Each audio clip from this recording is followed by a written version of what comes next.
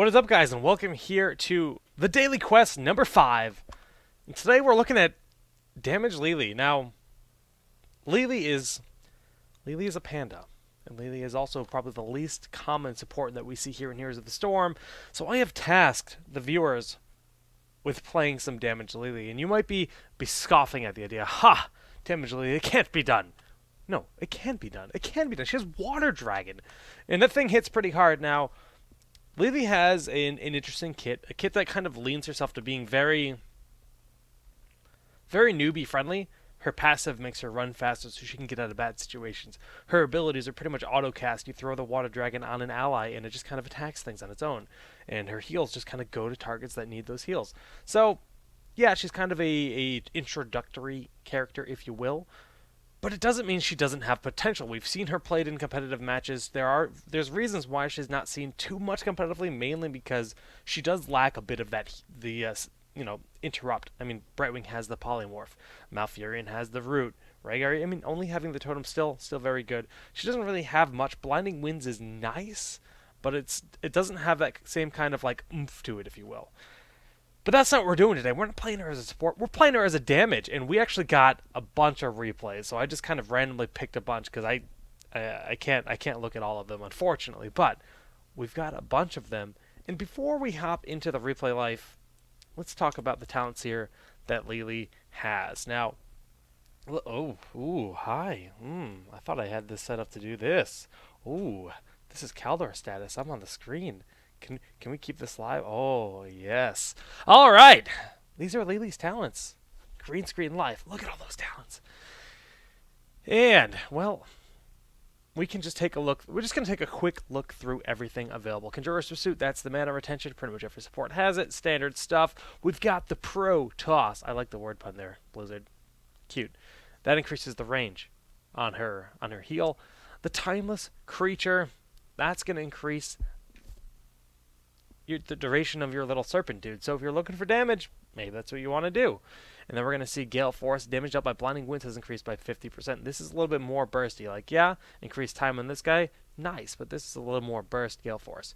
Healing Ward, pretty standard for if you're going to healing build, but we have the Mending Serpent that gives you the heals. Also, we don't want heals. We want damage. Increases the number of enemies hit by Blinding Wind from 2 to 4, doubling the number of targets you hit. So, pretty nice. And then lingering blind increases the number of basic attacks missed due to blinding wind from 2 to 3. So if you're going damage, you're probably going to see something like Mass Vortex, Gale Force. Moving on, Shake It Off reduces the duration of the next stun route. This is kind of like Relentless, but it's stalled out a little bit more. This makes LiLi very hard to kill. It's a cool talent. And then of course we've got 2 healing talents. We don't care about those. And then the Lightning Serpent, Clone Serpent's attack bounce. So you have a bounce on that. So you could go for the Shake It Off, or you could go for the Lightning Serpent. It's going to be interesting to see each game how they pan out. And of course, you're not getting Jugs. You are getting the Water Dragon. Level 13, Elusive Feat. You get block charges. It's cool. It's not damage. Hindering Winds, yeah, that's a slow. That allows you to keep throwing stuff at them. Your little serpent to keep smacking them. That's cool. And then Surging Winds gain 5% ability power for 8 seconds for every enemy you hit with Blinding Winds. Additional enemies hit will refresh the duration of this buff. Now, this allows you to ramp up your ability power. This allows you to be stronger in every sense with that AP bonus. So that's pretty cool. And then you can go for Shrink Ray. But I think we're going to see a lot of Surging Winds. Safety Sprint, yeah, increase the movement speed from your fast feet from 10 to 20 while you're under half health. Cool, 2 for 1, cool. Herbal Cleanse, very good talent. But Serpent Sidekick, you also gain Cloud Serpent whenever you cast another ability. So this makes it so then when you spam those heals, well, you get a little Serpent up there to help you deal damage. And last but not least, we're going to see the Double Dragon, because that game was awesome. So that's kind of what LiLi looks like. Now, let's take a look at one of the builds, because one of our viewers here today was actually kind enough to send us an example of his build. So we're going to actually know before we go into the game, and that'll of course be the first game we go into. But this way we can actually just kind of know what we're expecting. So, make sure I hit the right button, hit the other button, boom, bam, boom. So we are in fact going to see the Gale Force, the Mass Vortex, the Lightning Serpent, Water Dragon, Surging wins, Serpent sidekick, but he's going for Kung Fu Hustle because he wants the ability recharge because you get the 3 times as quick ability recharge. And Double Dragon just has a cool name, so we want maybe grab that, but this means 3 times as more of everything, including your normal water dragon. So I'm excited to see this pan out. And this game was actually played by Dibface here in Twitch. He goes by the name Dibby in game. Oh, let's get out of there. As I click on Twitter. Oh my goodness, you guys can see all my secrets. And Dibface, well, we're gonna load his game up here. Blackheart's Bay is gonna be the map. I have not watched any of these replays. Like I said, picked a few out at random because I want to see exactly what everyone does. I'm expecting variations, but well, we're gonna find out exactly what we do see in this series. And oh my goodness, Blackheart's Bay is ready. I hit Control M. Where's my sound? Please. Ugh. Is this a bug?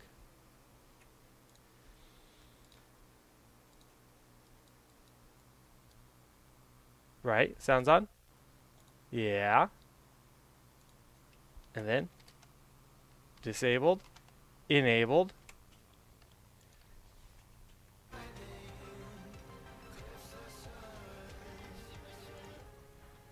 Rip me and my production setup.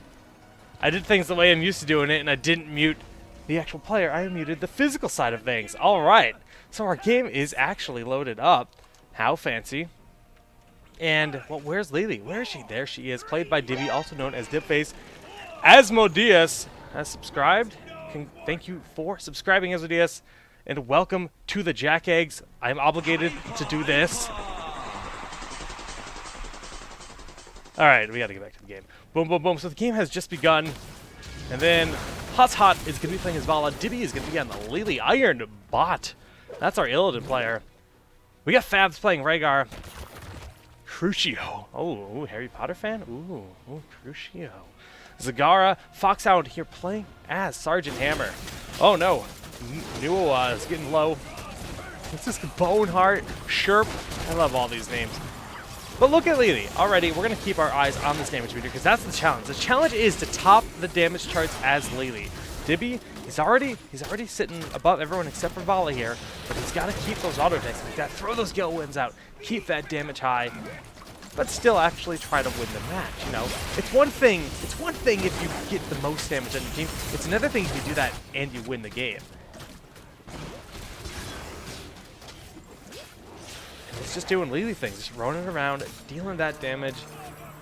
And it's going to be very difficult to keep up with Vala, Falstad, Vala, Hammer, Tychus. There's a lot of big opponents in this game for him to contest. Oh my goodness, Hot, staying alive, Crucio. Oh, the jukes are real and the heals are real. Nice body block there for a brief second by Dibby, getting his allies out of that. Then vault forward from Hot, get him out of that. And then Tycho is going to sacrifice his life. Red team knows what's up. They're going to get these coins. Dibby's sitting on 6, looking at the coin count. We can actually see they actually have... That's 10 coins, guys. That's all 10 coins from those chests. The heals are coming out. And if we look at LiLi, she's got top healing. She's doing good in damage. She's doing good. We believe. It's going to scale later in the game. And level 4 being picked up.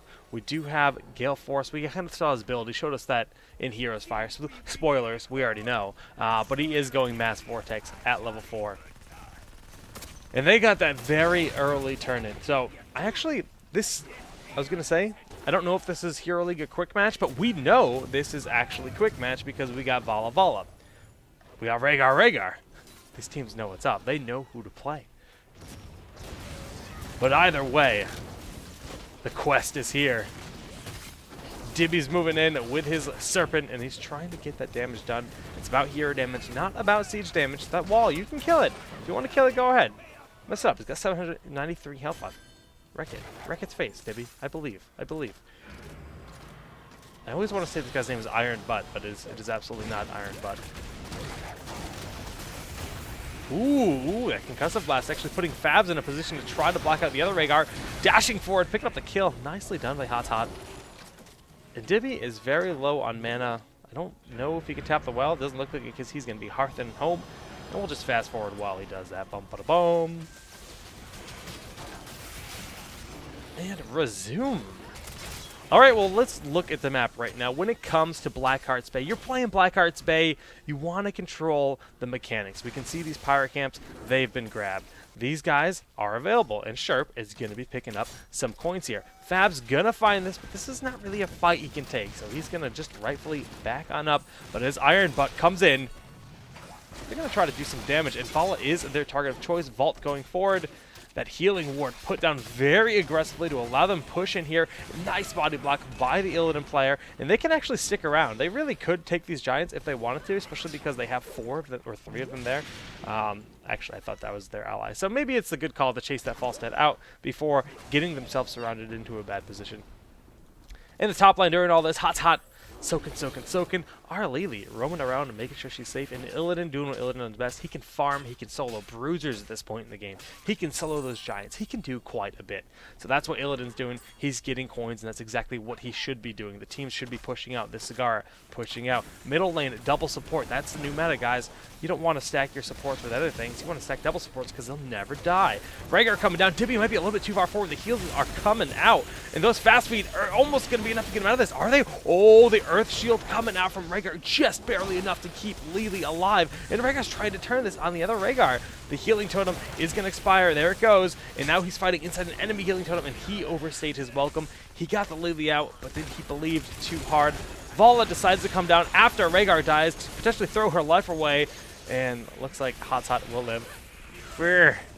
I hit level 10. Okay, Rhaegar. Good. You wanted that Ancestral, but you were too late there. But he did pick up Ancestral Healing. We've got Metamorphosis Maw, Strafe, and the Water Dragon. So we got Lightning Serpent. We've got Water Dragon. How is LiLi doing in the damage field? Well, she's doing okay. She's keeping up. She's keeping pace.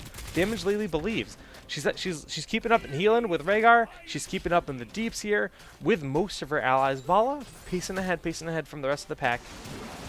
But that's more or less to be expected. But I like this aggression here out of Debbie. Moving forward with that Water Dragon is going to connect with our Rhaegar. The Strafe will end up picking up the kill. Ooh, never mind. As I say that, the Gale Winds come out, blowing him up. Vault forward, multi-shot, picking up a kill on Falstad. Hot is very low, but the heals are coming out from Dibby. And Sherp to derp. Gonna go home. He's gonna live. No Pharaoh Lunge available. Pharaoh Lunge actually would have probably picked up that kill. The power of that ability.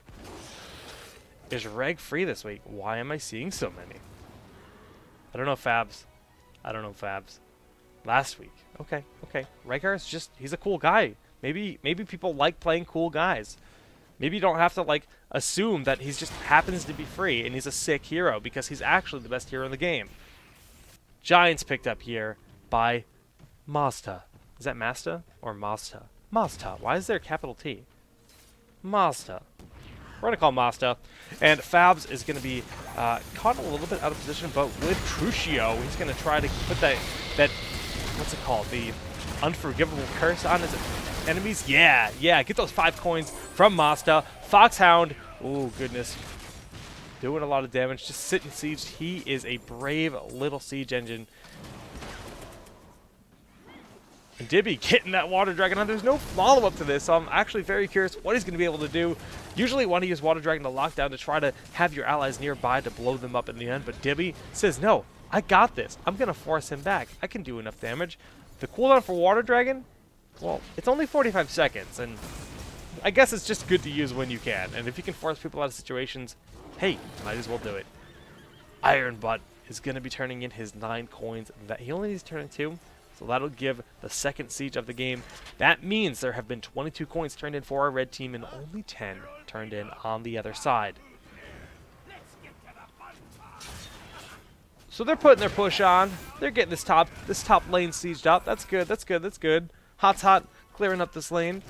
And they are pushing on in. There's a Metamorphosis, and here comes that Water Dragon. Once again, the Ancestral Healing going to be there just in time to keep our LiLi in the front line. Rhaegar did fall back, and Iron Butt is going to be healed up by that healing ward. The Hearth coming up from Fabs. He doesn't believe, but Dibby has no fear. He's pushing on in. He's dealing that damage, trying to keep up with his team, and he's actually getting outpaced by his Rhaegar bro right now.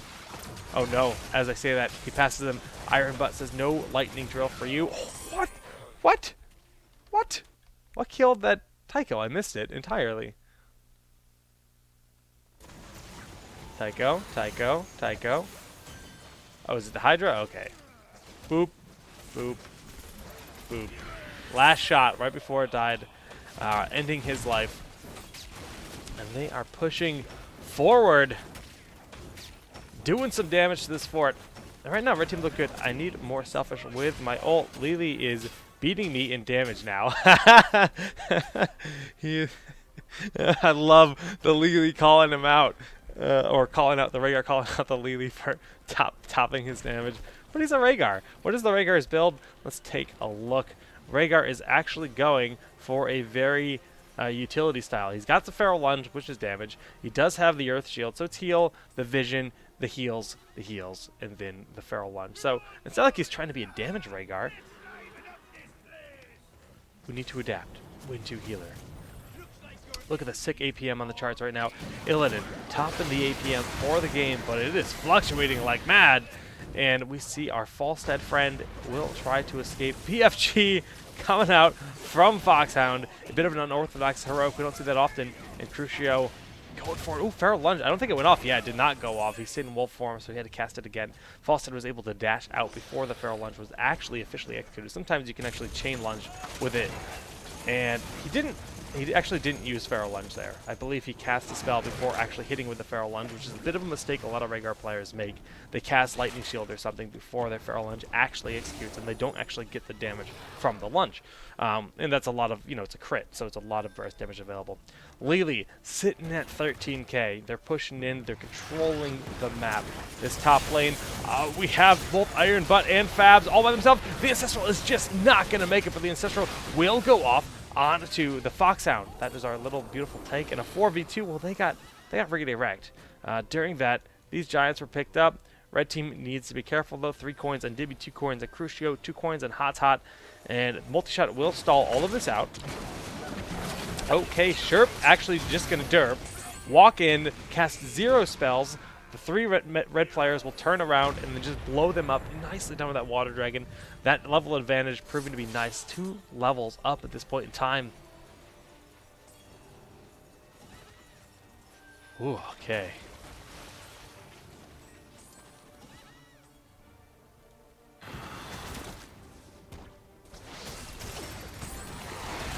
Well, the Maw is going to go off onto our Falstad player, but Crucio will be slain here. The Ultra? The Ultra? The Hydra? Not the Ultra? The Hydra? Nope. We don't believe. We don't believe he died.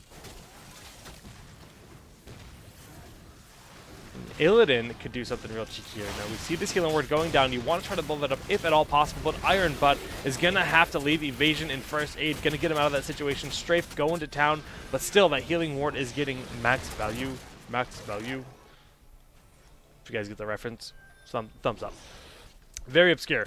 Now, Iron Butt and Hot. Healing up. LiLi throwing the heals down. 14k. Fell to Rhaegar.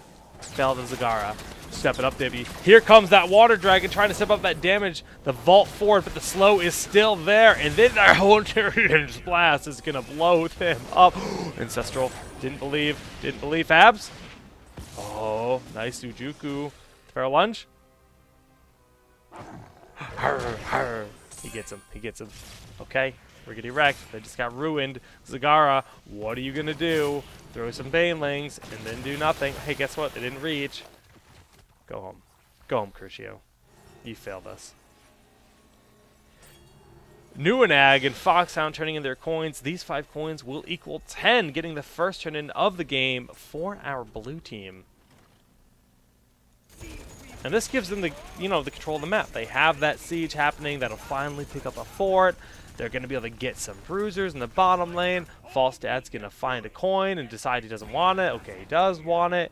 Rhaegar is copying me, I think. He was playing weird, and now he's playing my playstyle. Okay. Coin left, but Iron Butt is going to get it. Crucio poking around. He's gonna, nope, he doesn't want to throw his Banelings. When you throw your Banelings, you want to try to throw them in the middle. So if you can literally stand in between a pack like that, like we're gonna go back. We're gonna show you. We're gonna give you guys a little pro tip here for Zagara. that a lot of Zagaras don't do. So we can see they're creating this concave, this big, nice, beautiful concave. And here comes our Zagara friend. If you step right about here and you throw your banelings at these guys, this splash is actually going to hit pretty much this whole radius because the splash is pretty significant. So by doing that, you maximize your damage. But by walking away and just being like, oh yeah, I'll do it here, it kind of works up to the same effect, but could have been slightly more efficient. Oh goodness, I need to turn that setting off. That's when you play video games, you use the mouse scroll, but when you cast video games, you do not. Alright, well, this bottom fort is going to end up falling, and it looks like red team is going to be going for a boss. There's a lot of pressure in the bottom lane, but still have 3 members of the blue team on the left side. Bruisers pushing in. Feral Lunge goes forward. It didn't actually connect. Another thing. I mean, Rhaegars do that so frequently. I even do it. So just something I can't stress enough, that making sure your Feral Lunge does go off before you do cast that Lightning Shield. And they do manage to pick up a boss. LiLi keeping up with the rest of her team, outpacing the Illidan player. The Water Dragon doing what Water Dragons can do. And Hinterland Blast doing a lot of damage. Whoops. Very short cooldown, so not a big problem. Water Dragon will be ready before you know it. Dibby, an Iron Butt, and Hot. Gonna clean up these Knights.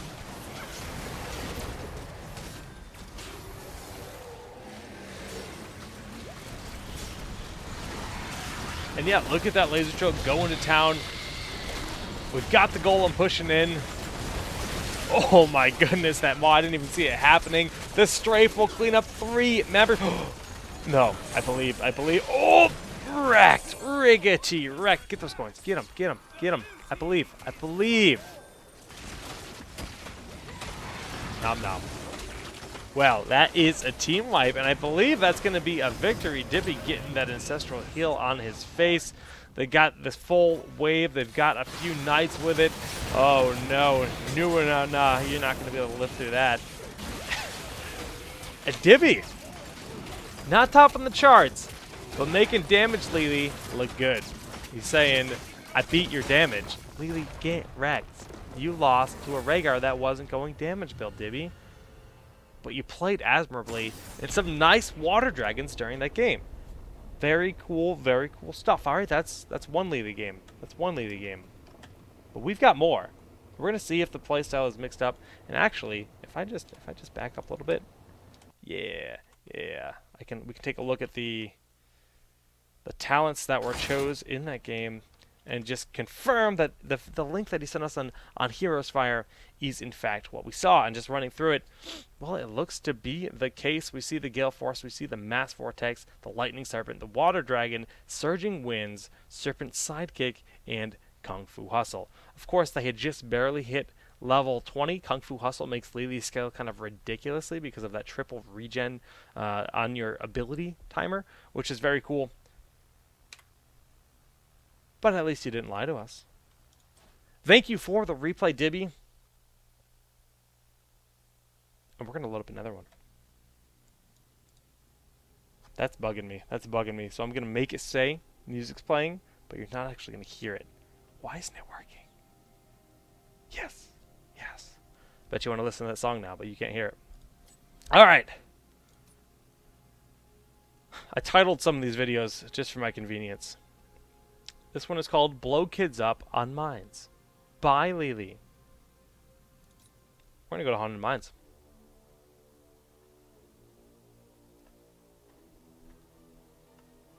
You are the only person I subscribe to. Thank you. Not a big fan of subbing to a channel, but when the person deserves it, I will have no problem. Continue to do what you do, Jack Egg. Oh, you're a great caster. Thank you, my friend. It is much appreciated. The love is real. Hearts. Now, to this game, we do have LiLi here on the blue team. We're going to pull up those talents. He's going for the Gale Force. Pretty much expected. So we'll just fast forward till we get to our lane phase. Oh goodness. Okay, let's slow that down. Oh goodness. What did I miss? I didn't think anything would happen, but they just got into a mess of things. That was Alright, so Dibbles, Skywalker in the face, Shadow charging in, dealing some damage, picking up the first kill of the game onto Thrall, but Skywalker, the heals are not going to be there for you. It doesn't look like, no, he does end up falling, but the Dark Lord, what is this with Harry Potter? Like, every game, it's Harry Potter. I love Harry Potter, don't get me wrong, but Crucio and Dark Lord, they should team up. They'd be best friends. Frodis sounds like Frodan's little brother. We got Ikuzo, which means something in Japanese, or Ikuze does at least. And then Ranbo. 9.5, we have Skywalker, Grumpsta, devouring Dizzy. And Ikuzo, well, I think that means let's go. Ikuze means go, at least. We're going to just mean that means let's go. That's what we're going to believe, at least. And he's going to get wrecked. Alright, the Sticky Flare, or the Arcane Flare going out. Just doing Arcane Flare things. Zebo, typically when you play on Haunted Mines, there's a strategy where you push with 4 members in one lane and 1 member in the other lane. And the way you determine which member the 4 members are going to go, well, that's going to be your golem spawns in the top. Okay, we're going to put 4 people in the top and try to push these towers down. Your goal is to take these towers down. But the red team says, no, we don't want any of those shenanigans. We're going to send a bunch of people top to defend your big aggression. So as a result, Zebo has no real aggression in the bottom, and, well, neither lane is really pushed at all. But blue team, they are all entering the mines in unison in this top lane. Devouring says, I want that kill. I want it. I want another one. Oh, yeah. Just going to keep soaking. I can phase shift whenever I want. And in the mines, the blue team is soaking these camps. The middle 2 camps here on the left side of the mines, this middle one and this one, they have the most skulls. And oh, that is a ballsy fly forward. Going to get polyed. He's got that squirrel life. And then Grumpsta needs to back out. The Pixie does give him the 20% move speed to help him get out. And then the Shadow Charge flip, putting Rhaegar way out of position, but there's no focus on him. They did not blow him up. Healing Ward getting so much efficiency. Brightwing just needs to auto-attack that once. One auto-attack, stopped at 3% healing for the entire red team. And the red team is getting so much healing out of that. I don't know how blue team's going to be able to turn this around because they lift that heal so much. And it's looking very difficult. The heals from LiLi, keeping our Diablo alive. There's 1 kill onto our Stitches player. Gonna be the first one to fall, and the heals are real with our LiLi. Look at the damage though. She's at 4K. She's at second for her team. The kill is picked up onto Falstad, and this is gonna allow them to get more and more skulls. 29 to 27, 35 to 27, rapidly going up for blue team. Red team, Thrall has entered the mines, but okay, he's got a buddy. He's got a wolf friend. Where are they going? Where are they going? There's no skulls. There's actually nothing. This is a desolate mines. Oh, they're just grouping. Ah, they're very scared. Grouping up. This makes sense. 5v5. Very low mana for the blue team. He's got that flip. The heals from both Brightwing and LiLi, keeping Skywalker alive. Our young Jedi with the Shadow Touch. Does he have it? Ugh. Oh, what? We're going to look at all the delicious ragdolls as they happen.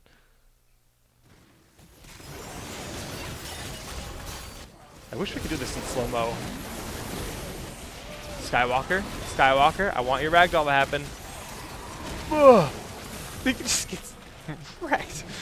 Oh, Dark Lord, the Gale wins. The wind's going out, ruining his day. So that's a 1-for-1 at this point in time. The Ghost is being obnoxious, or 2-for-1s. Excuse me.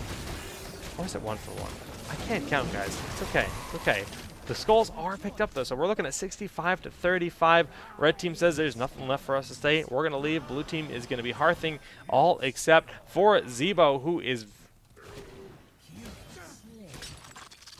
What is happening? Rhaegar conceding his life. Looks like Diablo picked up a kill in the top on Falstad, who did have a very low health bar during all that. And then Devouring did hearth back, get full mana, phase shifting back into the battlefield.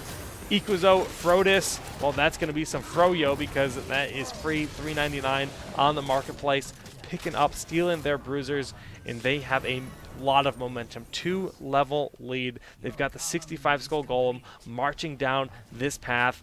And they've also got the bruisers in the bottom lane. Zebo gonna push with the bruisers against this golem. This golem only 35 skulls at the 4-minute mark, 5-minute mark. It will fall very quickly. These knights get distracted, split up, leaving their friends to die. Oh no, but in the top lane, pushing forward. They're gonna do quite a bit with this golem.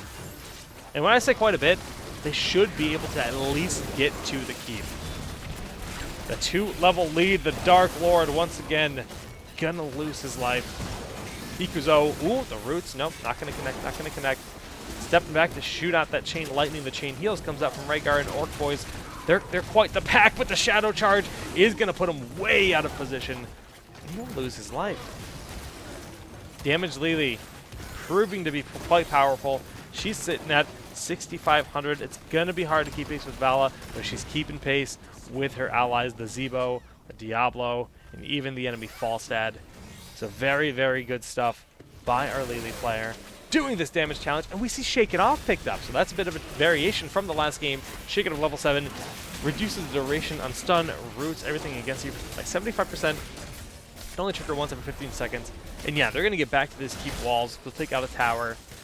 Nice aggression. And they're taking... Oh, okay. I thought they were taking some... Yeah, they did take the offensive giants while I was rambling. And they already have their heroics. So it's level 10 to level 7. Skywalker. What are you whoopsing about? My young Merkablo Jedi.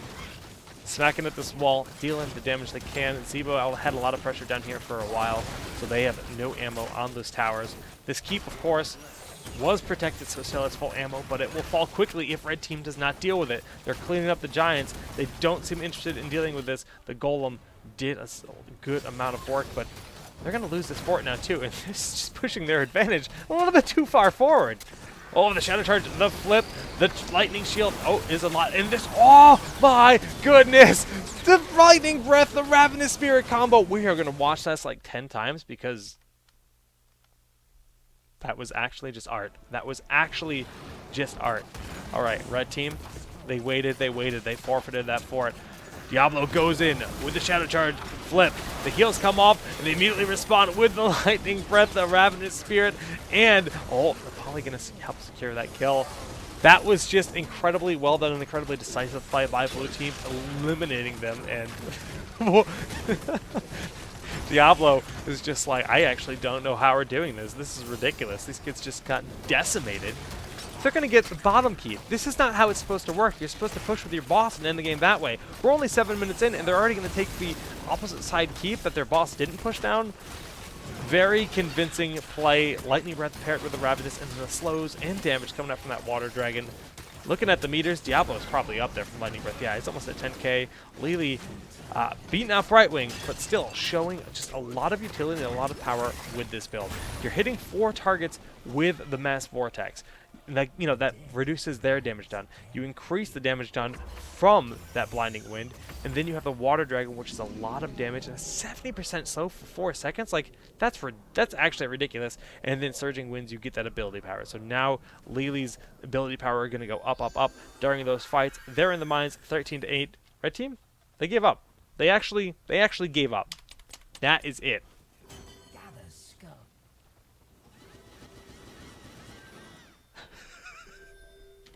That sounded a bit ridiculous. And seeds. I mean, there's nothing else to look at unless we hit more talents, and we're not going to. So, okay. All right. That was a game. That was a short game. That was probably the shortest possible replay I could have received because, well, I mean, 9 minutes and we're done. Okay.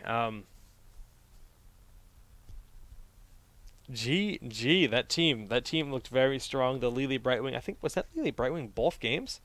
I believe it was LiLi Rhaegar last game. So we've seen double support with LiLi. So actually opting to go damage, it makes a lot of sense. It's like, okay, well, we're stuck with 2 supports. We want to go damage. You also have to consider, yes, I put this challenge out for you guys to play this damage style, but they have a 5-level lead right now, 14 to 9. Sure, the red team forfeited at that point. They gave up the mines, but holy crap. Well played. We're going to load up one final replay, and a few people are asking, is it too late to send replays? The answer is yes. I actually received quite a few, and I just picked a few out at random, and we're looking at those today. We have a question from Tomex604. Any tips on prioritizing whether to push with the golem or destroy the enemy golem first? What about the merc camps in the middle? It's actually a pretty complex scenario. So when you're looking at haunted mines and you go into the mines, going into the mines is always like the first priority. Like you have to make sure you contest the skulls, and you have to make sure you get you get the skulls. And Dizzy, thank you for the replays. Now, so step one, contest the mines and get as many skulls as you can. Don't bother with merc camps when the mines open, especially the first mines. We're strictly talking about the first mines right now. Go into the mines and contest them. If the mines fight is going sour, you want to try to make sure you get at least 35, 40 skulls around that benchmark. And then instead of just like throwing, if you're dying like spread out, you don't want to just throw your lives in one at a time. Then you go and you say, okay, well, how long is it going to take them to clear up their boss? Do we have enough time to steal their giants? And then you steal their giants before bruisers. I think stealing giants is more important than grabbing bruisers, especially early in the mines. And this is because giants can be used defensively versus golems. It makes a big, big difference. So you do that. But then the golems spawn. And then you have to decide, okay, do we want to push with our golem or do we want to defend their golem? And there's a lot of different factors to this. So factor one, how many skulls are you looking at? If you're looking at 50-50, I say always get aggressive. You always, by destroying their towers, by pushing at their towers, you're getting experience. You're pushing yourselves forward. That's factor one. Factor two, well, I mean, actually, before we get to factor two, let's talk more about the skull. So if they have more skulls than you, if you're looking at a 70 skull golem, well, you are on the defensive. You have to defend that golem. It's going to do too much work, so you have to defend. Even push, they have more skulls, you defend. You have more skulls, you always push. You always push if you have more skulls, just flat out. Leave one behind to defend, because you always want to have at least one person in each lane to make sure that you soak those lanes effectively. Because if you're not soaking, you're falling behind in experience. So try to do a 3-2 or 4-1 split aggressively when you have the advantage. If you have the disadvantage on the skulls, sit back. When it comes to taking knights, though, a lot of the times it's going to be like, if you don't have time to take aggressive giants for them, you take the bruisers. Optimal situation, you take their giants. And that's the little pro tip about defensive giants, is you will always go and grab your giants, and you don't want to cap the giants until their golem is passing their fort's gates. So right as the golem walks by their fort in their line, like their fort, that's when you cap your giants. Your giants will sit back by your fort without passing through the gate, and they'll act like 2 more towers, and they'll throw their boulders down. Burning through that golem much more efficiently. They don't have ammo. They just keep throwing rocks. So it's an incredibly effective way to help defend with the push of their golem. So hopefully that wasn't too rambly, and hopefully that answered your question. But we're going to jump into another replay, and this one is going to be... Which one did I want to do? Yes, it was this one, by Pseudosphere on Cursed Hollow. Because this way we are looking at 3 different maps with this damaged LiLi to see LiLi and how she ends up panning out through these games. So we'll fast forward at the start of this replay. Pseudosphere, of course, playing as LiLi, taking up the challenge. And level 1, going for the Timeless Creature. So that's the first time we've seen Timeless Creature picked up. Looks like we're going to see more use of the Serpent instead of the Gale Winds for a change. So it's going to be exciting to see that pan out. And fancy footwork, fancy footwork. We just kind of want to get this game underway, so we're fast forwarding a bit.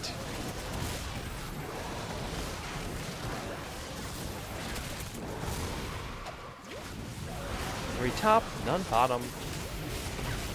And Vala making her way down bottom. Alright, we're a minute into the game, and we can now see that we do have Simpson H playing Vala. We do have Spiderhawk playing Vala. Rather, Sonya.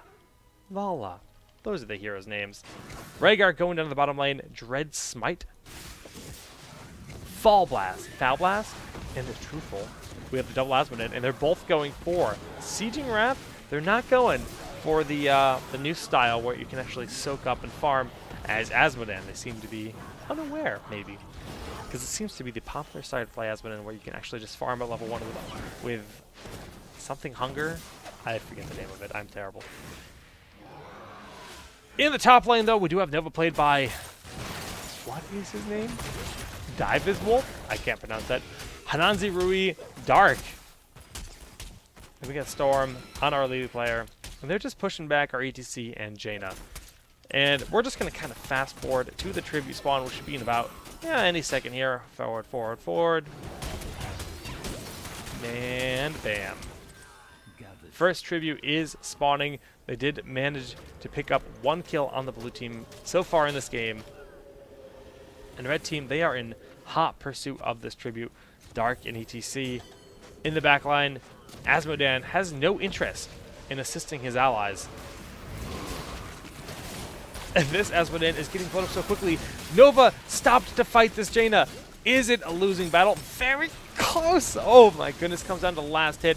Oh, but the Ancient Spirit will pick up that kill. And during that, Arvala rotating up to try to help Rhaegar, who will ultimately end up dying to spin and win, or just whirlwind, whatever you want to call it. Spin and win, of course, lost Viking's ability.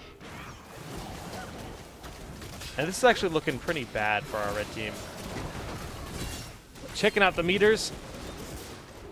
LiLi is actually doing a respectable amount of damage at this point in time. Oh no, we said this was looking bad, but the power of the LiLi healing and damage, just the consistent of both doing a lot here. He's going to be able to get out with those fancy feet. And as Nova comes in, oh no, what? Okay, too far forward? Oh, the heals from Rhaegar, 2. The team respawns.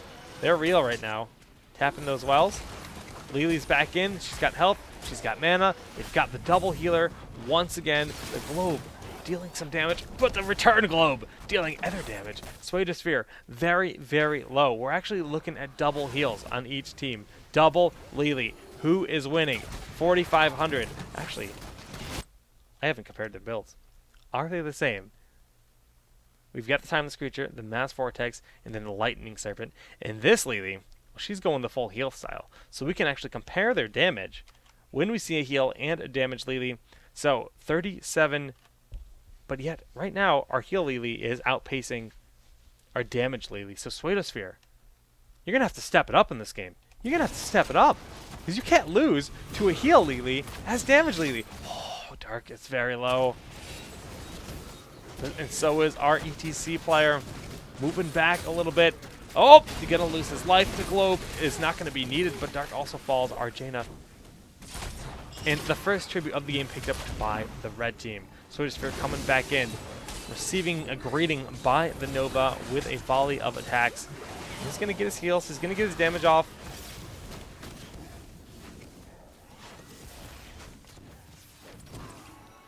Let's find more action. LiLi just kind of dancing around, cleaning up the wave, waiting for that tribute to spawn. And here's our tribute. I was expecting that globe to go so much further. The anticipation was real. And oh my goodness, they're trying to stall this out. Samson getting very low, but the spin is keeping him nice and healed. Ooh, that globe doing so much damage to Sphere and our Barb and Jaina player. All 3 of them took a lot of damage. And Sphere going to be opting to Hearth back to base. Globe going in, doing some damage. This LiLi will fall. Not going to end up connecting with our very low Jaina. 1 hit from pretty much anything will ultimately end up killing him here. And the spin is not available. This position is quite poor for our Asmodan player, as he does not have any mana. And level 10 picked up for the red team. But Sphere gets back in there, and he's able to stall this out even longer. The Ancestral Healing is going to be able to heal Fallen to full, and that clone is going to scare them away. Dark gonna lose his life. What? Wolfie mode? Wolfie mode.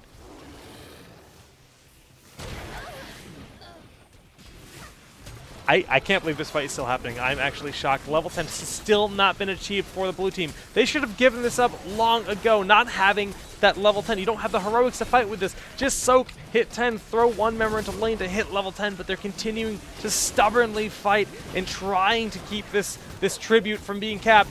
They are going to keep stalling it out. ETC in the back gonna end up falling. They need so little experience to level up, and they get 10 as soon as they fail to stop that tribute, giving their enemy team a 2-level advantage. This is very, very difficult, very poor decision making. You need to, cut your losses when you see that the enemy team has reached level 10 before you. Say, okay, look, give this tribute up. Even they're not going to get a curse out of it. It's okay to let it go. We need to have our heroics before we can actually contest this. And Jaina gets wrecked. These bruisers gonna be picked up. ETC almost there to contest it, but an aggressive pickup from the red team, stealing these bruisers, which are gonna march on in to do what they can. But they're gonna be greeted by an Asmodan and an ETC. Jaina saying, "Hey, you're blind." All right, all right. Red team posturing to pick up a boss. This tribute will give them curse. 12 to 11. If they hit 13 during this fight, they're gonna have that advantage. Looking at the damage, 10k for our LiLi. Finally, our damaged LiLi has surpassed the healing LiLi. Good news on the table for the blue team. And they find Vala out of position. The dance goes off. The water dragon goes in. But the ancestral healing is going to be able to keep them alive. But that heroic leap might be what they needed. ETC barely able to survive through that triple tag coming out of Vala. And here comes these filth little demon warriors marching on in, trying to be an annoyance. Those guys actually hit surprisingly hard. You don't want to get caught out by them. But look how far out of position these two are. Nova has almost no health. Water Elemental will keep her locked down. If Jaina wants to chase them, she very easily can. Jugs coming out from our red team LiLi and gonna be able to keep Nova alive. That's not what blue team wants. The Kubi has entered the castle.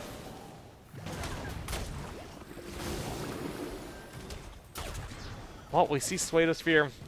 He's trying to outdamage, and he's doing an okay job. He's keeping a pace ahead of the enemy heal LiLi.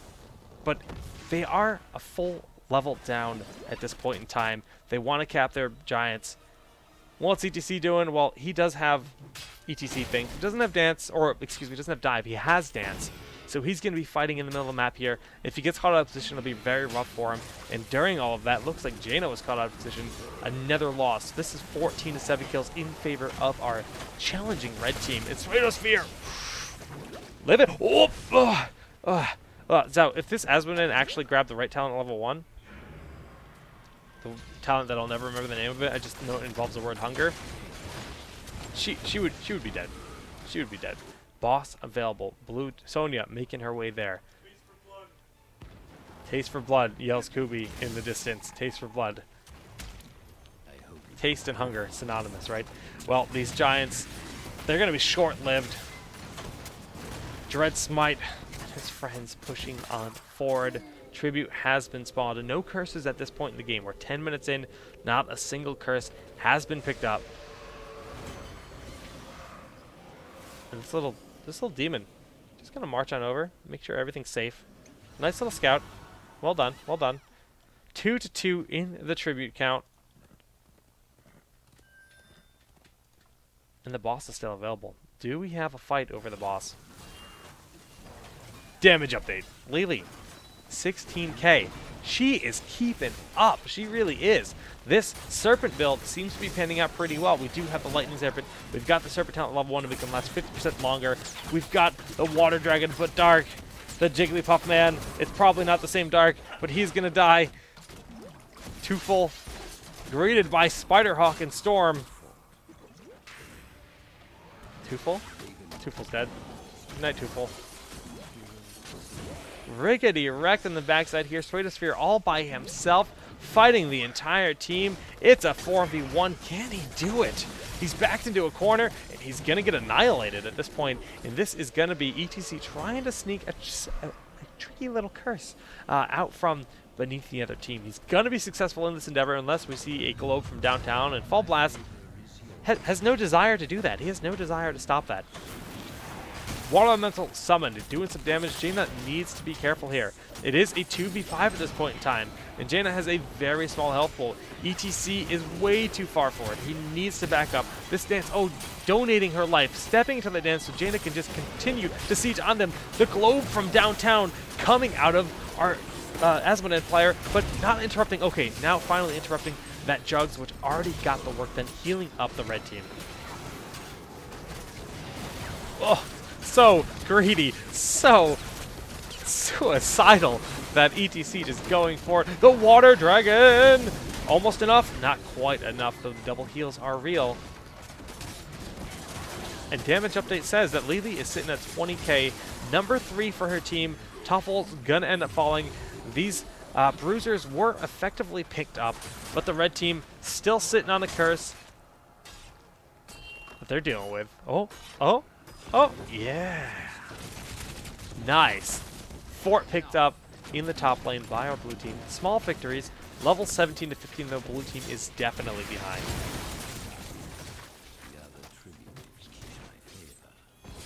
All right, I like this. Cheeky play, cheeky play.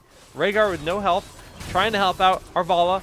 Rhaegar is going to just throw out a raw ancestral healing, and the just in-place leap, not doing anything. Simpson, you got this. He missed the Ancient Spear. Triple tap from point blank. Could have just auto-attacked him once, but he opts for that triple tag just to make sure that Sonya really dies, just sending her to hell. And you're not just pushing on this middle lane. They're doing what they can. They're doing what they can. But they're getting bullied out by the Azmodan and the LiLi. I see why we lost now. Please, explain to me, ETC. Please. Boss going to be picked up by our red team. They're thinking about it. Azmodan.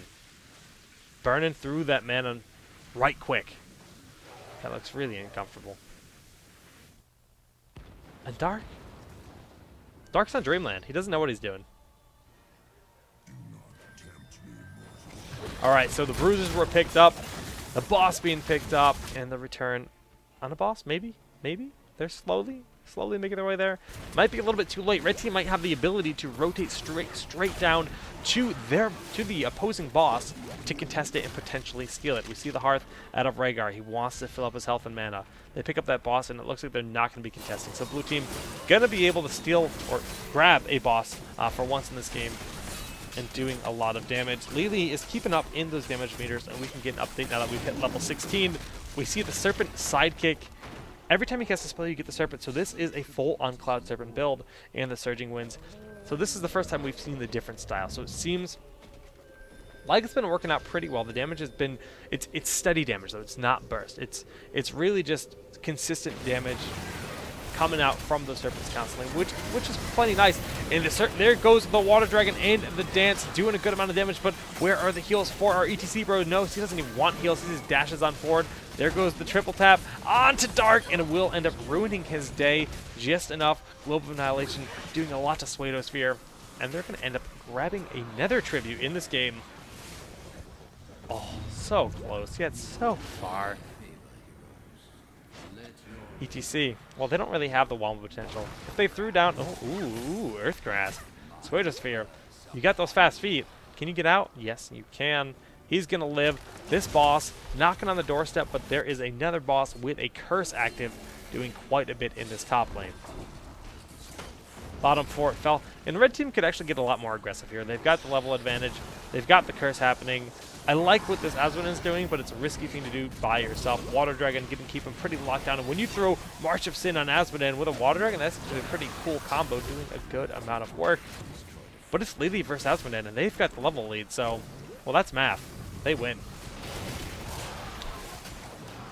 And ETC trying to bully them out. Fall Blast, just going to channel that.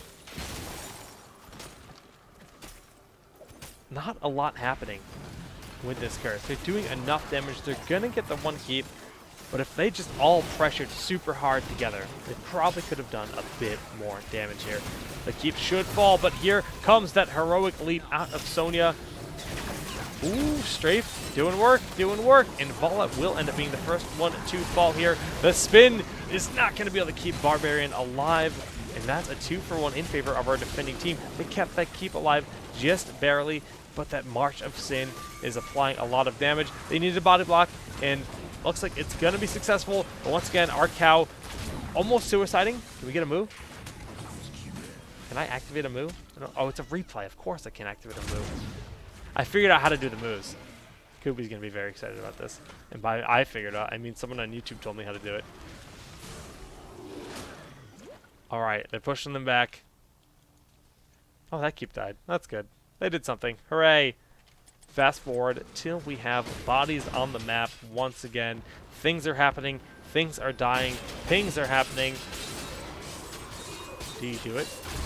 Do you believe, Nova? No faith. No faith. 3v1. I believed. Might have a bit of a scuffle here as they meet each other. The Globe of Annihilation cleaning that up. The Sphere caught by himself, sending out the Water Dragon. The Earth Grass Totem keeping out of position, and then ETC comes in with a nice dance. But Sphere is taking so much damage from the strafe, just barely living through that. But now he's left his team to die. Jaina got blown up. ETC got blown up. Two Fidel, however the hell he pronounced his name, got blown up. And here comes Simpsons. Simpson is going to be greeted by all these dudes. And he has LiLi for backup, but that's going to be another curse here. Got for our red team.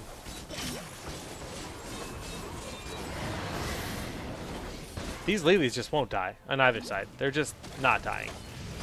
Jugs or no jugs. Nice juke there by Sphere. Sonya ends up collapsing finally. And it is a 5v1 red team knocking on the door.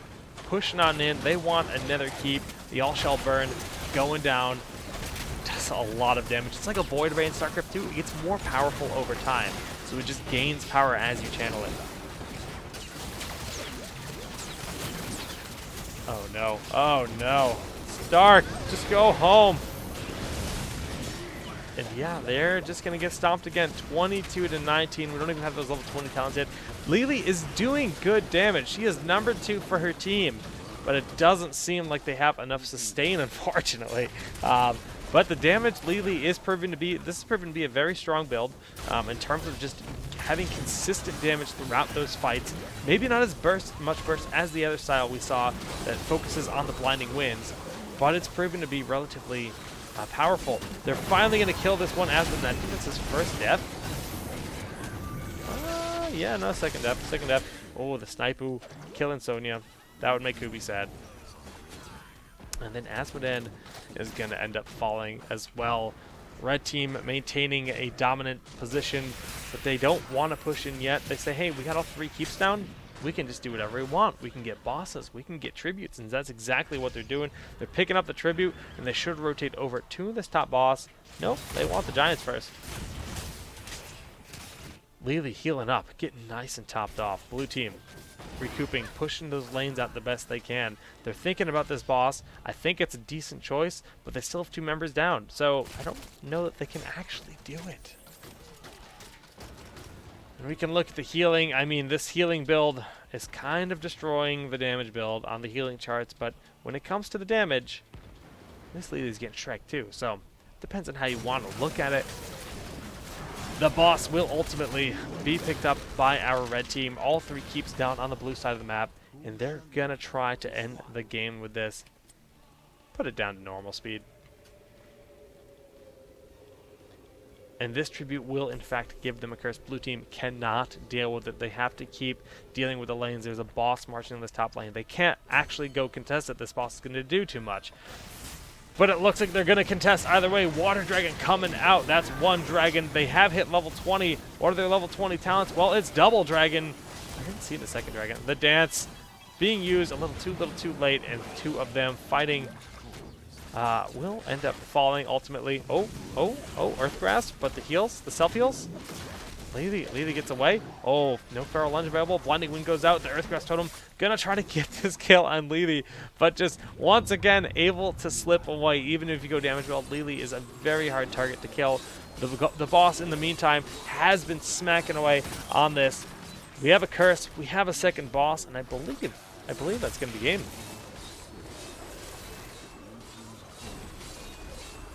Smack, smack, smack. Smack is a great place in New York City that sells only mac and cheese. I used to go get their buffalo chicken mac and cheese, and I feel very bad afterwards because it makes me feel terrible. But DPS LiLi, did we saw what, 1 win? 1 win? If I'm not mistaken, with damage LiLi. So it can work. It can work. You know, 1 out of 3. I could even be wrong with that number. But well played, dudes and dudettes. I do appreciate the replays here for the daily quest, and I actually have to pull up. I have to pull up my map, and by my map I mean my calendar, to figure out exactly what is happening for the rest of the week, because we've got more daily quests coming up. Let's kill this. Yeah. So that was Damage LiLi. We saw two different style builds, and I'm far too lazy to actually post them, but it's very simple to just look in and see them because I talk about them in each game. We saw the Serpent style and we saw the Blinding Wind style. Although the Serpent style did in fact have a higher damage when it comes to like the duration of the game and how much damage was done in the long run, I feel like the Blinding Wind style probably has a bit more utility and a bit more effectiveness in terms of just having the burst damage. So it all comes down to preference. If you have an Illidan or a Sonya that's going to be on the front line a lot, maybe it makes sense to have the Serpent style where you throw that water dragon, you throw that serpent down onto that melee assassin that's going to be very in your face a lot. But otherwise, the Blinding Winds seems to have a good amount of potential. All right, just get into my calendar to confirm all of the dates as to what is coming up here with the daily quest. And I am slowly but surely going to have a website put together with all the dates for all the streams I do, including the daily quest, cast, you name it. It's going to have all the information for everything. So, tomorrow, there is no daily quest, because tomorrow I am on Brawl with the Blues over on the official Heroes of the Storm channel, hosted by Trixler and Spirian. So excited for that. Of course, tonight, 9 p.m. Eastern, that's going to be Town Hall. And then Friday, that's going to be another esports episode. So I don't even know the theme yet. It's going to be focused on probably what we see tomorrow night in the ESL Major League. But Friday is always going to be very much just talking about competitive heroes, looking and breaking apart something that we're seeing in the current meta at that point in time. And we'll do that. Flowtick saying I can't actually build websites. We were actually students together. We went to school for web design. So, yes, I guess I probably don't know how to build websites, though. You make fun of me saying JK, but I probably don't. And yeah, and then next week's Wonky Wednesday, well, I think we're gonna do Gargantuan. I want you guys to play as Nazebo. I want you guys to summon that Gargantuan, as I like to call him. And we're going to see what you guys can do with a very different style Zebo. Now, we typically see the Ravenous Spirit. We typically see a very linear style in a Zebo. I want it mixed up. I want to see Gargantuan played. He's been played in EU, but it's typically when the team has a lot of interrupts and they don't want to have to deal with getting that Ravenous Spirit interrupted every single time because of Sundering or the Mighty Gust or anything like that. So Gargantuan is the next Wonky Wednesday. Submit your replays for that. And then typically Thursday is more just submit anything and ask for feedback. That's Teaching Thursday. But since there's no Teaching Thursday tomorrow, not going to be having that, so submit them for next week, and it's going to be a lot of fun doing that moving forward. But on that note, guys, that's going to be it for today. I've got a new camera in the mail. Hopefully it arrives soon so I can set that up before Town Hall. That means we're going to have a kitty cam moving forward, because my current cam is going to be switched to that, and then we should have nice, crisp, higher quality video for the main cam when we do all of our productions here. So, thank you, nerds, for tuning in, and be sure to send me more replays at solidjgg@gmail.com. You can send me any replay you want. If you just had a really cool game and you really want to send me the replay, maybe I'll check it out and talk about it. I mean, you guys have like a crazy composition that you think could be competitively viable and you want to show me what you think is cool about it, shoot me a message, include the replay, and I'll definitely be sure. I read every single email I get. The more information you put with your replay, the more likely I am to use it in one of the episodes. So be sure to send me those emails with those replay files. And that's going to do it here. Oh, that's my calendar. Wrong button. Gooby's creeping from afar. That's going to do it here for the Daily Quest number 5. We will see you next time. And I love all of you. Till next time.